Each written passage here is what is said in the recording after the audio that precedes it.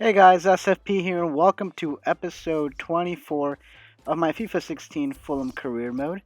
And we are actually, I believe, one game away from the winter transfer window, or the January transfer window, I should say. And so, guys, you know what that means. Please let me know in the comments section which players you think I should bring into the fold for the upcoming half of the season, I guess, and the future seasons there to come. Now, I do have my sights set on one player. He's actually a right winger by the name of Josh Gatt, and he is actually American. He actually has a pretty good potential. I think he's in the mid to low 70s, so that's about where my best strikers are, anyways. So I think he should fit into the system fairly quickly. And remember, guys, I do have that rule where I'm only going to have 3 transfers per transfer window. Although I believe I will sign Gat as a on a pre-contract, so that will not count towards this transfer window. It'll count to the next one.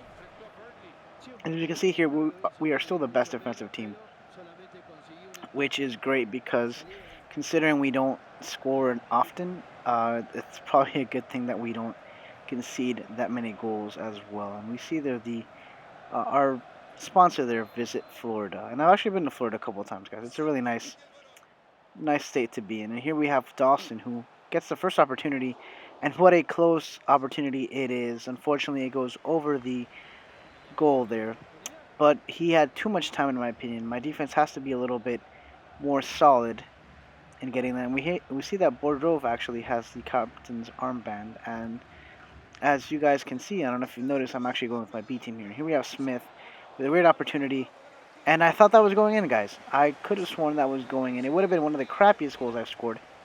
And bear in mind, I've actually scored a pretty good amount of crappy goals. I've actually scored a crappy goal last video, if I'm not mistaken. The one that kind of uh, hit the goalkeeper's right hand, and then hit the left hand, and somehow went in.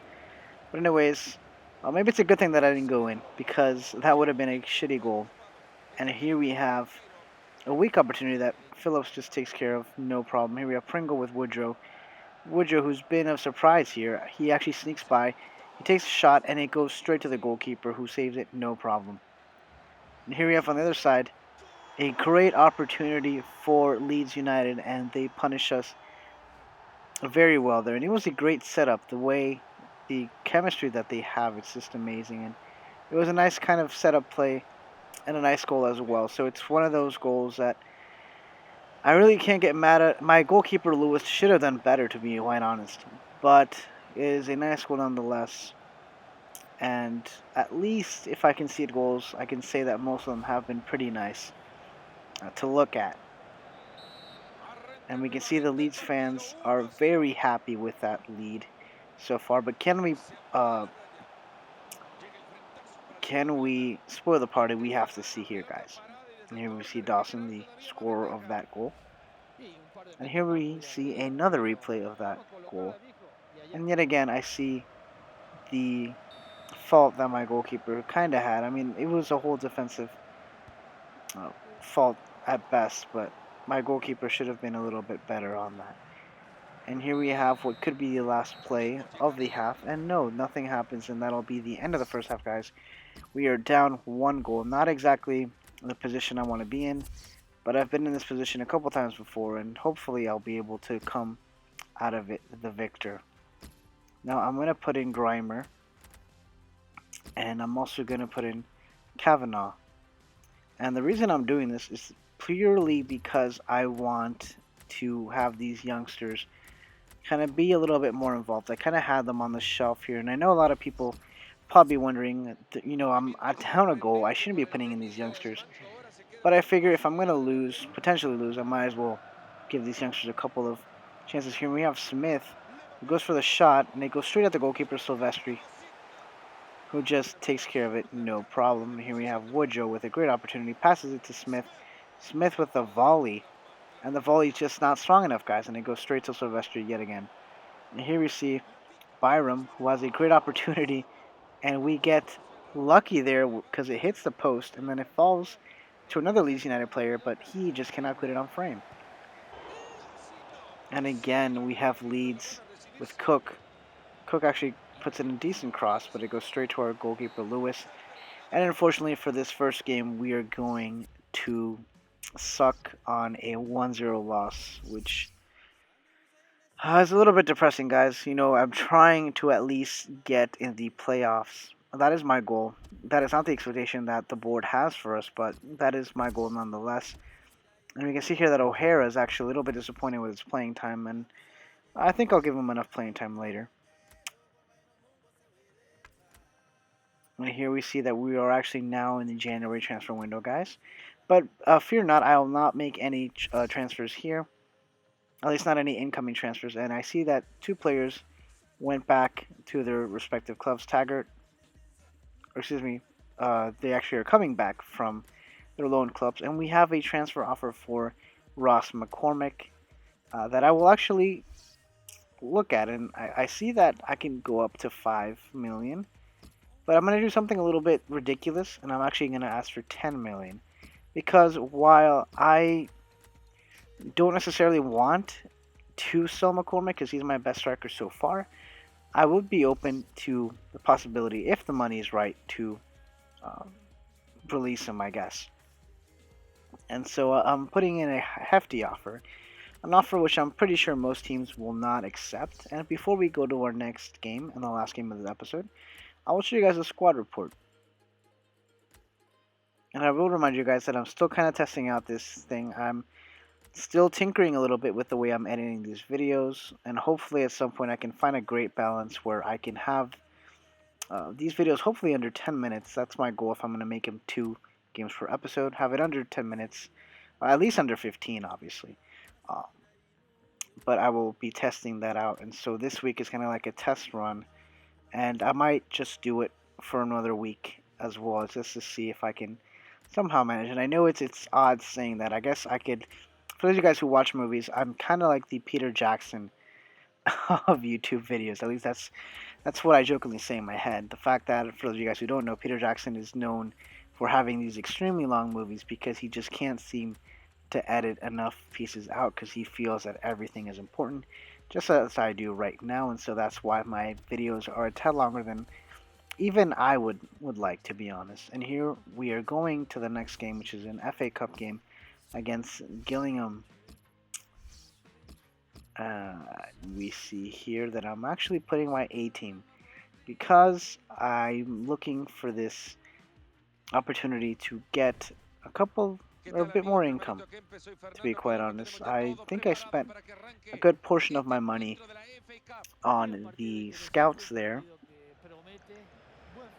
and so I'm hoping this game here, if I get a positive result, which I think I will, because to be honest and to be quite sincere, which is exactly the same word, I know I just said that, I don't see Gillingham being too much of a problem or posing too much of a threat for me.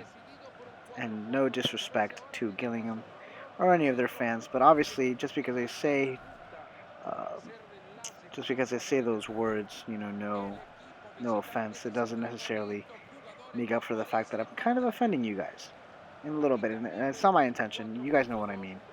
I tend to respect every single team because I don't know. At the end of the day, any team can beat any team. The chances aren't likely, but there's still that opportunity that maybe, just maybe, Gillingham could surprise me. But here we have Dembele with a great shot, and the goalkeeper from Gillingham is actually putting in some work here for the first time. And here we see by the replay, it was a great shot and kind of an awkward save there from the goalkeeper, to be honest. But nonetheless, I get a corner kick, and McCormick's going to take it. And McCormick's going to serve in a decent ball that gets saved there. And here we have Gillingham with Dak, who gets a great opportunity as well. And just a little bit over the bar there. Lonergan didn't even have it though, but it's a good thing it actually just went over. And here we have Lonergan, who's going to put this ball back in play, and I think he's going to actually just boot it. I thought he was going to go for the short pass, but here we have Dembele. Dembele, who's been our best striker so far, goes for the shot, and it's a nice one, and we get the first goal of this game, 1-0 so far, and everyone seems to be ecstatic now. If only we were in Craven Cottage, the fans would go wild, but right now we're in Gillingham's stadium, and so the crowd's actually a little bit quiet at the moment. And here we see Dembele with a great, this is a great angle actually of the goal. Very impressive. And you can see the fans there aren't too happy in the background. There's a lot of blue in this stadium, I just realized that. Didn't quite take it in, but here we start off yet again. And here in the last few seconds of the first half, can Gillingham take something here, make something out of it? No, they won't. And that is the end of the first half, guys. We have a 1-0 lead that we'll be taking at the break. Now, we could go for either holding it or trying to increase it. And I think the opportunity is ripe to actually go for it and see if I can maybe sneak in a couple more goals here. And here we have a great opportunity from Stearman, who I actually thought I would bench for a while. And I believe it was Stearman, or was it Carney? No, it was Stearman. The great opportunity, and the goalkeeper from Gillingham just tips it over, and we're going to get another corner kick, guys. This time on the other side, and executed by Pringle, I believe. Or Matilia, excuse me. Now Matilia has it. He's all by himself. He's going to go for the shot. An awkward shot. Saved by the goalkeeper, though, and now we get another corner kick. So this sequence of events is just a corner kick after a corner kick after another corner kick. And here we have McCormick with an opportunity. Will something happen? Nobody gets it back, and now he's going to try to attempt it again with my left winger, who goes for the shot for he who should not be named because I can't pronounce his name. But it just goes slightly off there. Unfortunately, it does not go in. And they still have enough space to breathe there with a 1-0 deficit. That can be overcome. Here we have Dembele, who gets a nice ball slip there. He's going to go for the shot, and that makes it 2, guys. 2-0. 2 goals for Dembele. He is on fire. I've actually missed him for a while because he hasn't been exactly as productive as he was at the beginning of the season. Granted, McCormick has stood up in his place, so the hole or the gap hasn't been exactly too bad, but with Dembele on fire, that's what I need because he's going to be someone that I will be building this team around. Right now, I'm thinking I'm going to keep Dembele and I'm going to keep E.Hyndman because those two players have a great potential, and I can see them being an important piece of this puzzle for years to come.